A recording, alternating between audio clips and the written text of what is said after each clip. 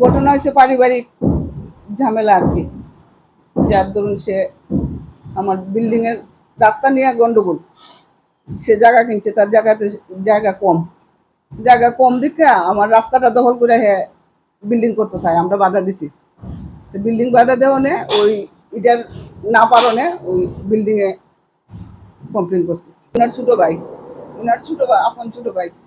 হ্যাঁ, হ্যাঁ, ওনার নাম চয়ন পাল। ওনারে সবাই চিনে, সবাই চিনে, মিডিয়ার সবাই ওনারে ভালোভাবে চিনে। ওনার নামে মিডিয়াতে বিভিন্নভাবে বিভিন্ন সময়ে অনেক রিপোর্ট উঠছে, তাই না? আইন হাইকোর্টে গেছে, হাইকোর্টে রায় দিছে বাঙ্গাল লেগে। হাইকোর্টের উপরে আমরা গেছি, 2 দিনের মধ্যে দৌড়ে করে একটা কাগজ বাইর করে আনছি, যাতে স্থগিত রাখায় আমরা নিজেরার মধ্যে এটা শেষ করুন বা কি করা যায় দেখুন।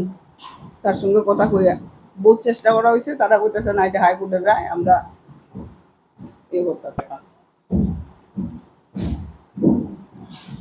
বাড়ি তো অনেক পুরানো, তার বাবার বাড়ি এটা 50 দেখবো, 50 হাড়ের বেয়ে জগড়ার ভিতরে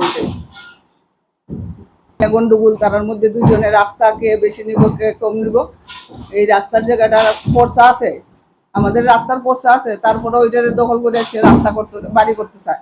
এটাতে আমরা বাধা দিছি দীক্ষা, সে আমার বিল্ডিং এর উপরে আক্রোশটা নিছে আর 20-25 লাখের উপরে আমার এই বিল্ডিং এ জিনিসপত্র যা আছে, জিনিস আছে, কারেন্টের জিনিস আছে, অফিসের জিনিস আছে, অনেক মূল্যবান জিনিস আছে। এখানে 25-30 লাখ টাকার।